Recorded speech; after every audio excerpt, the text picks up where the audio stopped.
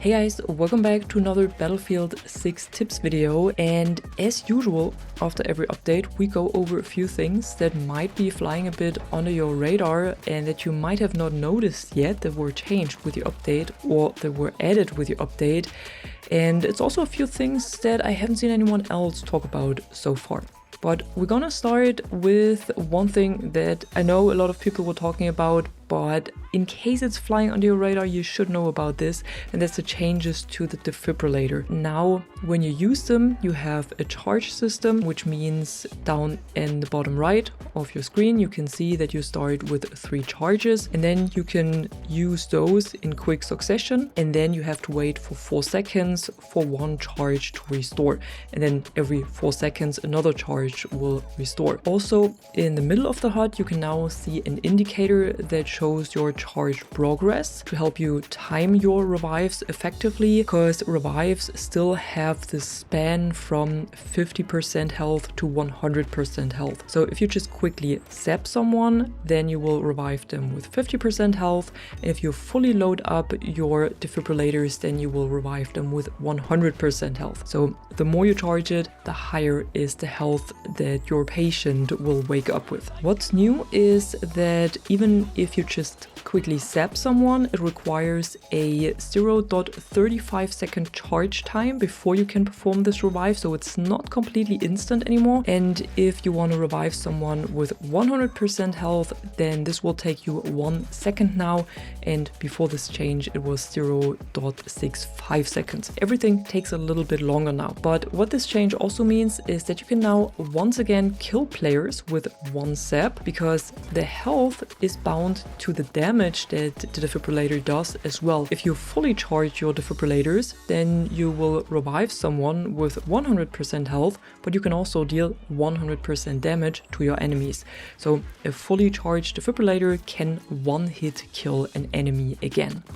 Now, moving on to another point that was changed. Here we have the hollow point and the synthetic tip ammunition types, and those were quite expensive before the update. Hollow point was on 20 and synthetic tip was on 30 points. However, both of those ammunition types were reduced in their cost, and now on most weapons at least, you can get the hollow point ammunition for 15 points and the synthetic tip for 20 or 25, depending on the weapon class. But what's still the same is the DMRs. Here the hollow point is still at 20 and the synthetic tip is still at 30, so here there was nothing changed. But for the other weapon categories it went down a little bit, and this might make it worth checking your setups again to see if you can make these ammo types fit in with these lower costs or not. Both give you a higher headshot multiplier, so if you want to make use of this, you might want to check if you can use them now.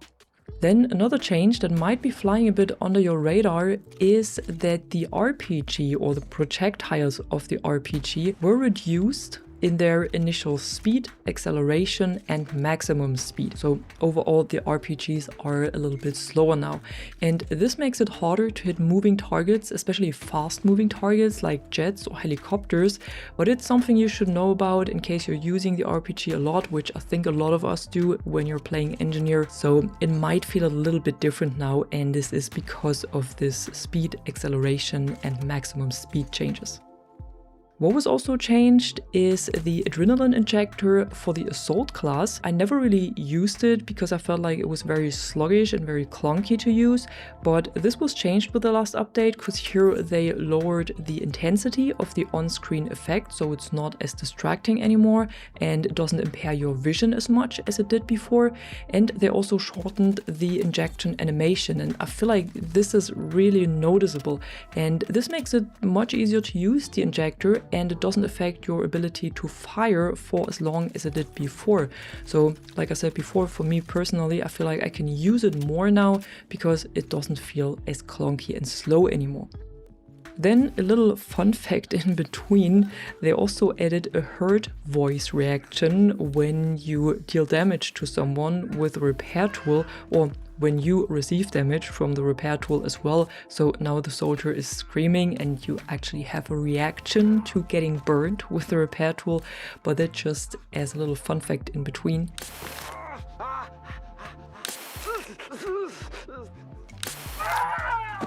And what you can do as well now, which is interesting for the ones that missed out on the Nightfall bonus path, is that you can unlock the CZ3A1 SMG with a hardware challenge.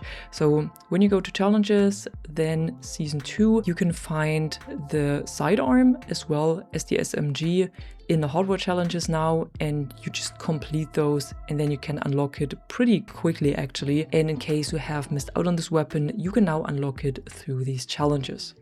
And then we also got a free uniform patch that you might have not noticed yet, but when you go to your appearance and then you go to uniform, you can find this one right here now.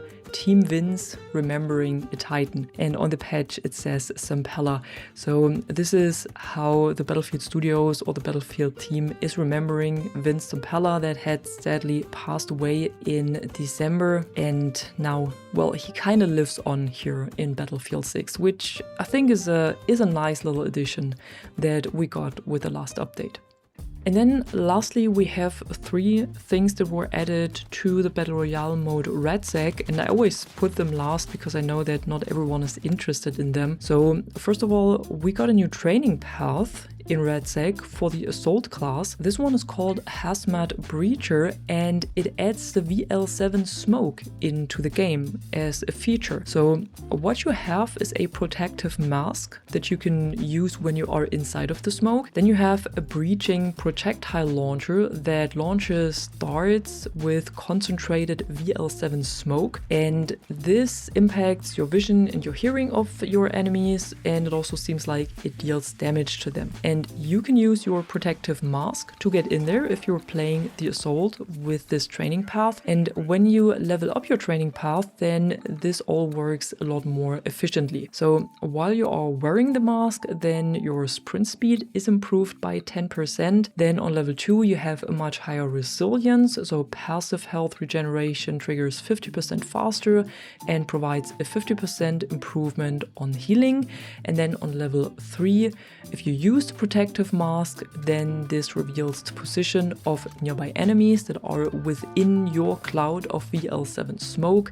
And at level 4, you have the stockpile, which is also on the other training path. And this means that your class gadget resupply rate increases by 10% with each improvement. And then 2 more things that were added. If you use ammo drop strike packages, then these will have armor plates as well. So this is a step towards having more armor plates during a match in general. And then the last thing that was added is that there is a high value strike package where you can call in a complete armor drop.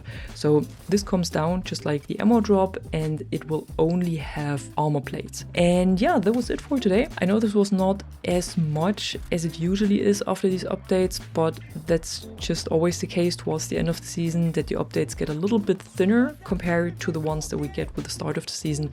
But still, I think those were a few interesting points that might be flying a bit under your radar. So I hope you enjoyed this video, and if you did, be sure to drop a like and subscribe, and I'm gonna see you in the next one. I'm the Catwoman and you are awesome.